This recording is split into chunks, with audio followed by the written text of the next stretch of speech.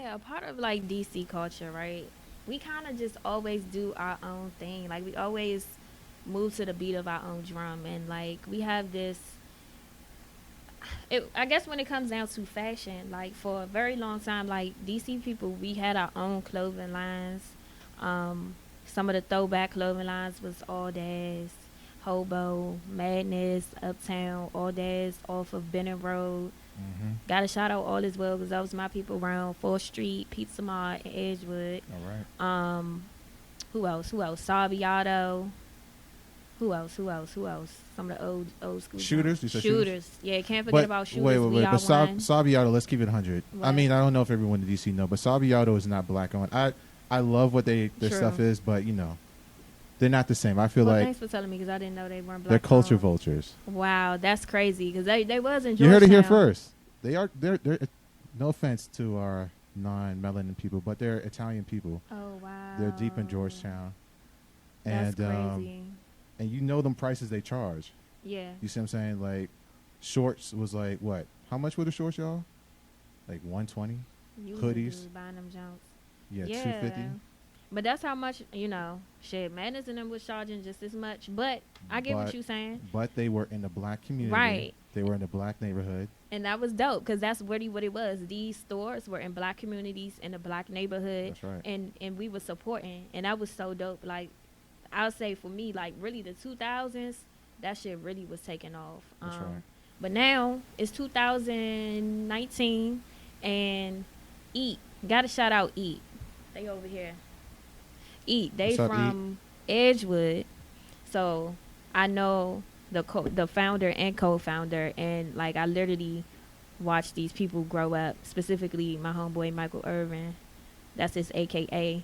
But Michael Irvin, shout out to you if you watching.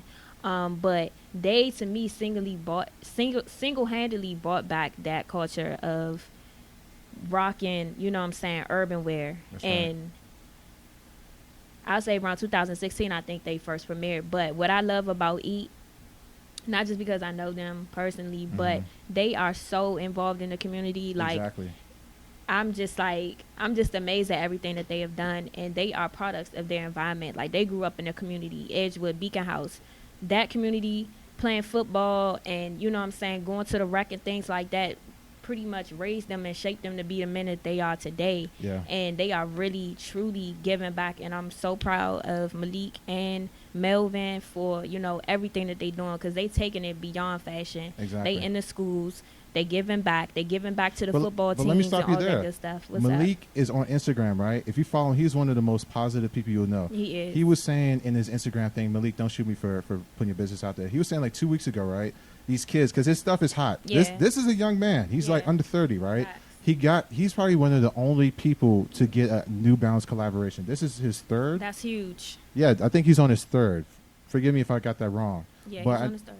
And I think some kids was like hitting him up in his DM, asking him like, "Hey, how can I get a free shirt? How many likes to get a free shirt?" And this man went off. He was saying, "Look, y'all got to get straight A's for me to give you anything. You got to get your school right." You see what I'm saying?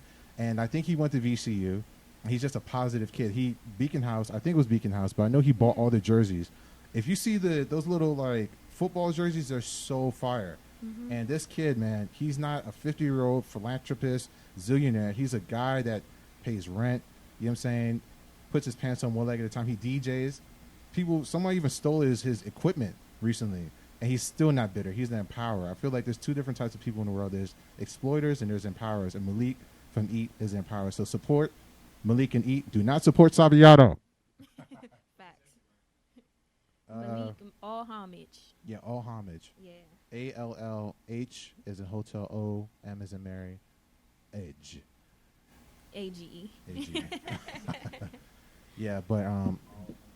But I knew growing up on my side of town, Northwest, by Georgia Avenue, Parkview neighborhood, we had Madness, and I just remember my older cousins like having all these Madness like hoodies and stuff, and I used to covet them so much. Yeah. They had the socks, and I was like, my God. And then like you go in the store, and it was like guys that were my cousin's age or a little bit older, and then you hear the backstory for these guys, and some of these guys came from the streets. But what I love what they did what Jay said. They took that money and they rinsed it and they brought it back to their community, and they started something really cool with clothes.